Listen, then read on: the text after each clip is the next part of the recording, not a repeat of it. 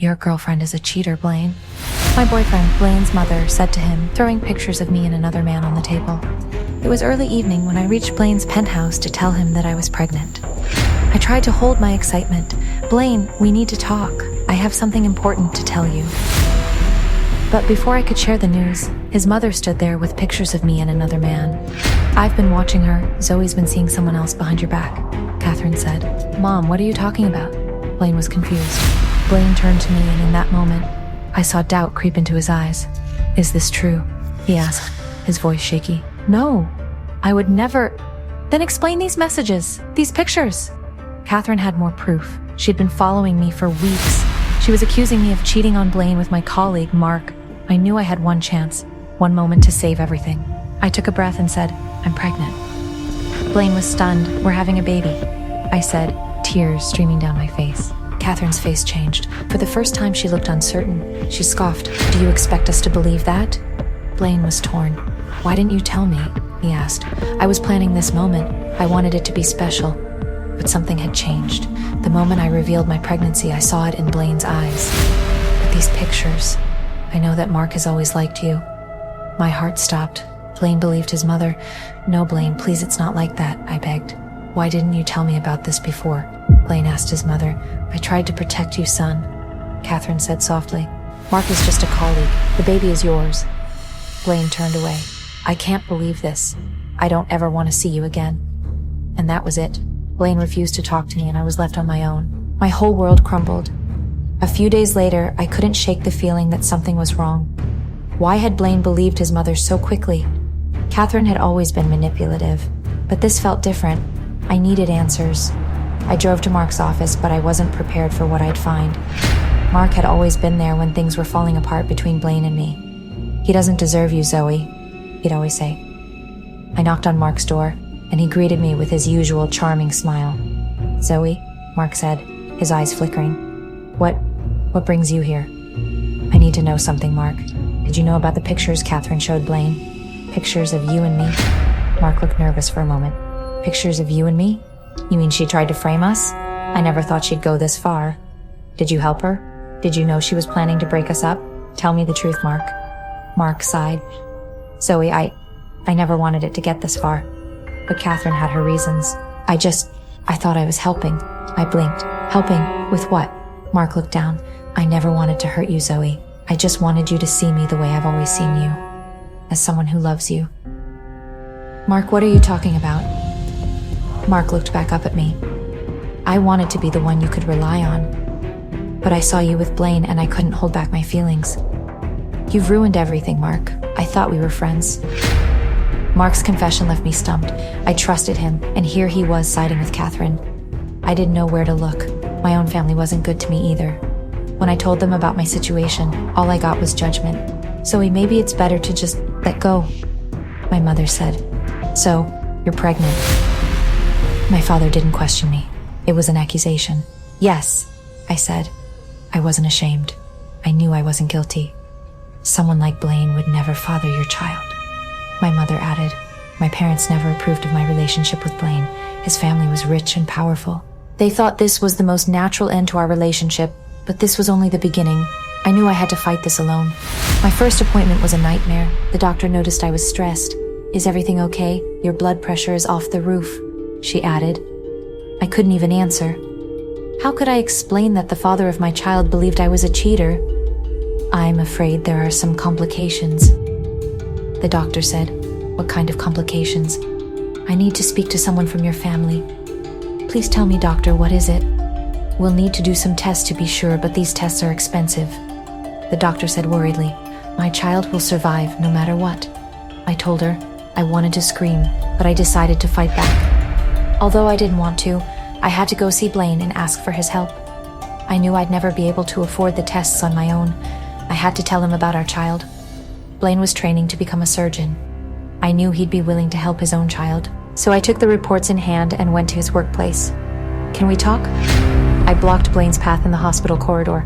"Take her away," Blaine ordered coldly. His words cut deeper than any knife. He wouldn't listen. He wouldn't even look at me. "Ma'am, you need to leave," the security guard said firmly. Blaine, please, it's very important, I cried. There was a hint of concern in Blaine's eyes. Meet me at the terrace, Blaine said firmly. Thank you, Blaine. When Blaine walked up to the terrace 5 minutes later, he looked annoyed. What do you want to talk about, Zoey? I know you don't want to see me, but I really hope that you can help me with something. Blaine, I finally mustered up some courage. I need to borrow some money from you. You want to borrow money? For what? For our child. He's our child. As far as I know, that's not my child. Blaine put one hand in his pocket and walked closer to me. He wasn't the same Blaine I used to know. He was cold and uncaring. If there's a problem, you come looking for your rich ex-boyfriend. Do you really think I believe you? He asked in anger. I'm sorry, I shouldn't have come here. Remember, Zoey, the day you cheated on me, you lost me forever. Don't expect any kindness from me, he said, his eyes dark as ever. I felt hopeless. If Blaine, the father of my child, refused to help me, then who would? I put my head down and walked away. Blaine didn't even try to stop me. Since that day, I swore I'd never reach out to Blaine again, no matter what. But life had other surprises waiting for me. 8 months later, I was blessed with a beautiful boy. I named him Max. My journey as a single mother was brutal from the start. I faced countless challenges raising Max alone. Every day was a battle. I learned that being a single mother means being stronger than you ever thought possible. Max had Blaine's deep blue eyes, a constant reminder of what we had shared and lost. After Blaine and my family abandoned me, I made it my mission to give Max the best life possible. He was my joy, my anchor, my reason to keep going. Mommy, why don't I have a daddy like other kids? Max asked one night as I tucked him into bed. The question shattered me, but I forced a smile. Because you have a mommy who loves you more than anything in the world, I said, kissing his forehead. Max nodded and snuggled closer. I held him tightly, whispering, I'll never let you down, Max. I promise.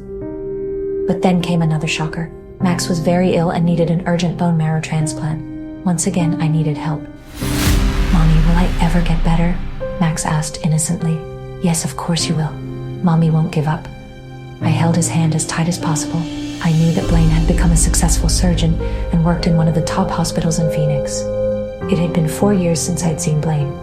I had to do something I never wanted to do. I had to reach out to Blaine. I felt the same fear I felt 4 years ago. Will Blaine help me save our son? The next day, I mustered up the courage to call Blaine. Hello? Blaine's voice was as cold as ever. Blaine, it's me, Zoey. Can we meet? I know it's you. It's been 4 years. What do you want now? I had expected these questions, but I had to ignore them. It's really urgent. I wouldn't call you if it wasn't. I clarified. Fine, come over. You know where I live. And then he hung up.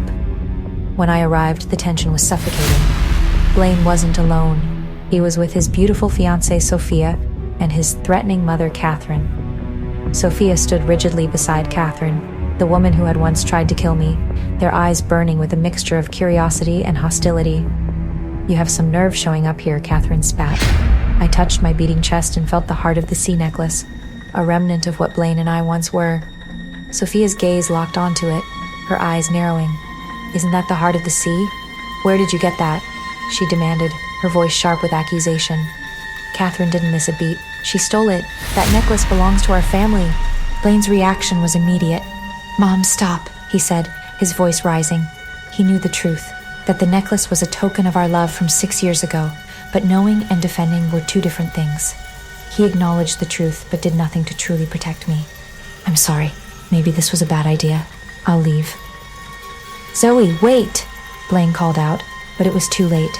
The humiliation was too strong. Elle walked away with my head held down. But I wanted to have the last word, so I said, don't take my silence as weakness. When I reached work the next day, my boss dropped a file on my desk, his excitement barely contained. Blaine Dexter, his house design, non-negotiable. The universe had a cruel sense of humor. I had no choice. I had to turn up for a meeting with Blaine the next day. Our meeting was awkward and cold. Miss Zoey, what have you prepared for me? Blaine asked professionally. What followed was the most embarrassing moment of my life.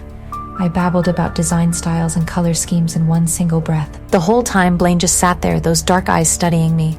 Finally, he cut through my rambling. I'm hungry. Let's eat first. Little did I know dinner with my ex would be the least complicated part of my evening. I watched Blaine order food for me, while he had no idea that his little boy Max was fighting for his life in the hospital. I had to snap myself out of my past. I'm sorry about earlier. I'm not usually that talkative, I said. Blaine didn't even look up. I still want to know what you wanted to say the other day. Oh, it was nothing. I don't think it was nothing, Zoey. It seemed important. He sounded genuinely concerned. I didn't know how to begin, and then the hospital called. They needed him for an emergency surgery. You're working at St. Mary's Hospital now? I asked after seeing the phone number. Yes, I was recently transferred, he said hurriedly. Another twist of fate. Not only was Max bound to a hospital, he was at St. Mary's Hospital. My heart rose at the possibility of them meeting. Come to my place tonight, we'll talk, he said. Underneath the professionalism, something electric and dangerous pulsed between us. As I watched him leave, his broad shoulders disappearing through the door, that familiar ache returned. Later that night, I turned up at his place. This time, Blaine was alone.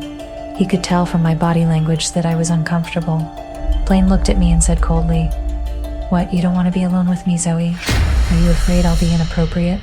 Then he smiled and continued, "Don't worry, I'm not the same as before. My taste in women has improved. I like honest, classy women now. I was offended, but I didn't let my face show it." Blaine's insult was indirect but loud and clear. "Good to know. I was thinking too much of you," I smiled back at him. Blaine's cold smile instantly disappeared. "So you betrayed me back then because you were young and foolish?" I inhaled slightly. "You're right. I was young and foolish, so I trusted you to act older and wiser." Memories of our attraction flooded my mind. There had been a time when we couldn't get enough of each other, and now it seemed Blaine couldn't stand to be in the same room as me. "You never really fought for me," I accused. "Some things are complicated," he responded. I left, anger and hurt pushing me away. Days later, my boss asked me for an update on Blaine's house design. Reluctantly, I sent the text to Blaine, hoping for a simple exchange of house keys. His response was terse, 2:00 this afternoon, followed by a new address. When I arrived, relief washed over me, seeing no sign of Blaine's car, but fate, it seemed, had other plans. His fiancée Sophia opened the door, her smile both welcoming and calculating. "Blaine asked me to meet you," she said, her voice honey-sweet. "He's busy at the hospital." The mansion was breathtaking, all clean lines and modern architecture. As I began taking measurements, Sophia's chattiness felt like a performance. "So how long has it been since you last saw Blaine?" she asked, the question hanging in the air like a trap. I looked up, surprised. "Excuse me, I've seen your picture on his computer," she explained, her smile innocent, yet knowing. "A group photo." The conversation twisted like a knife. Sophia's next words were calculated. "Don't worry, I wouldn't be jealous, even if it was just the two of you. I know it's impossible between you two." She winked, adding meaningfully, "Because Blaine has a very scary mother." My smile froze. At that moment, I saw through Sophia's words. She wasn't harmless, she was calculating. Then came the question about my necklace. "Tell me, where did you really get that necklace?" Sophia asked, her tone deceptively casual. "A friend gave it to me," I replied, my hand unconsciously touching the necklace. Sophia's eyes glimmered. "Not just a friend, right? This must be from someone special." When she explained the necklace's true identity, the heart of the sea, a priceless diamond symbolizing one's true love, my world tilted. Blaine had always told me it wasn't worth much. 6 years and I'd never known its true value. The only one in the world, priceless, one true love. The words echoed in my mind. "Stupid," I told myself. How could I not have known? "Did your husband give it to you?" Sophia asked. "No," I responded simply. "Just a friend." But we both knew it was more complicated than that. Sophia watched me, her red lips curved in a knowing smile. The measurement of the house continued, feeling her eyes on me, understanding that this was more than just a design consultation. This was a confrontation, with stakes I was only beginning to understand. The heart of the sea glimmered around my neck, a testament to a love story far from over. The next moment, I saw the hospital's number light up on my phone. It was about Max. I needed to go immediately. "I have to go. Can we do this another time?" "We'll see about that," she said slyly.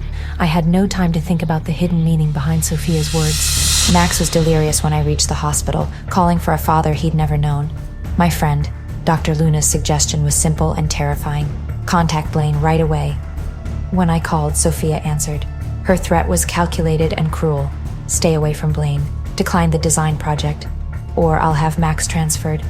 Before I could process her words, chaos erupted suddenly. A man from the psychiatric ward had escaped. He was threatening to hurt Blaine in the hospital corridor. He was holding a bottle of sulfuric acid in his hand. Without thinking, I stepped forward. Pain exploded through my body, sharp, sudden, unexpected. I was taken away to the emergency room. Blaine, who was always calm in the face of danger, was panicking for the first time in his life. Hey, I'm Zoey. If you're wondering what happens next, download the Pocket FM app now and listen to the exciting episode of Rekindled Heartache.